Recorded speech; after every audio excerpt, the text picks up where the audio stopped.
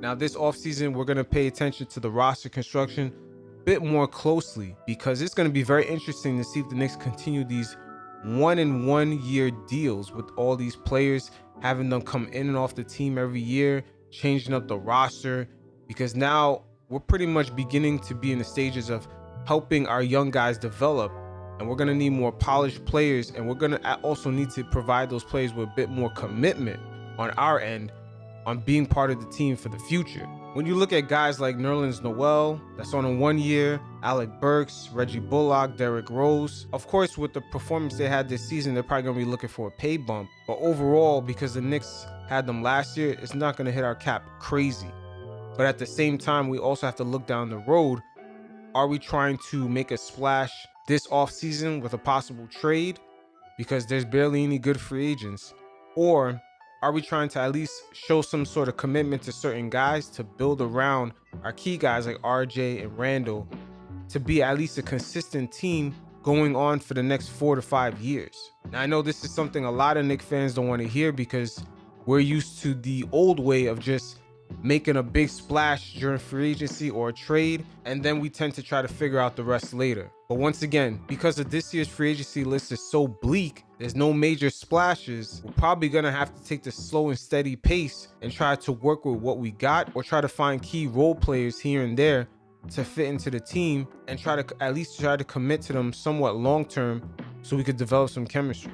Because having that chemistry is very important. That's something as Knicks fans sometimes we tend to overlook, because the past few seasons we've seen guys come in and out like a revolving door, off the team, on the team, and we've even seen players make remarks. For example, guys sometimes would normally say, you know, I'm only here for 1 year, I'm just trying to play into my next contract, or there's no real chemistry because everyone's kind of in it for themselves and no one knows where the organization is heading.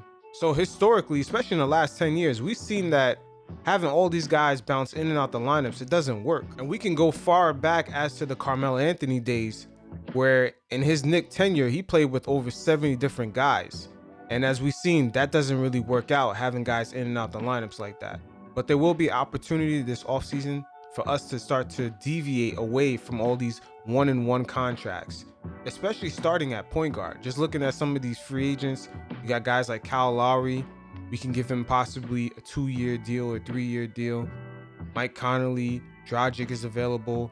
Lonzo Ball, Dennis Schroeder, Spencer Dinwiddie. I mean, I'm not exactly in love with a lot of those names, but at the end of the day, some of those guys are a bit more polished than what we had this past season, and they could alleviate a lot of the issues that we had, particularly in that series against the Hawks, in which we don't have to play Derrick Rose, especially at his physical condition because of all his injuries. We don't have to play him 38 minutes plus a game.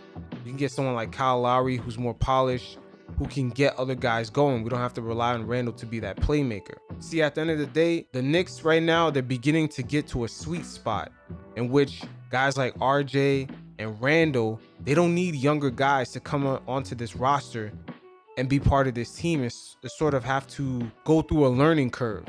They need more polished guys. And we've seen that just going through that old traditional route of just keep drafting and hoping, it doesn't really work. You can look at the Minnesota Timberwolves, for example. How many first overall picks they're going to keep surrounding around Karl Anthony Towns? The results are still the same. They're at the bottom of the division every single year. So now the fact that we're coming off a winning season, we've shown as a franchise that we're headed towards the right direction. Other free agents are looking at this. They're like, okay, they got some momentum. There's a possible shift here, and there's a lot of money to be made because it's the New York City market. And with that overachieving season that we had, next season, there's going to be major expectations, especially from the fan base, of what this team can do. And we're going to see how these players perform under that pressure. See, it's one thing to perform when no one expects anything of you. But now that the fans expect a certain level of winning, a certain level of performance, a lot of these guys are now going to be put under that test. And it's a great place for Leon Rose to begin to make that shift and start committing to some of these free agents and really start building some of this chemistry up for the long term.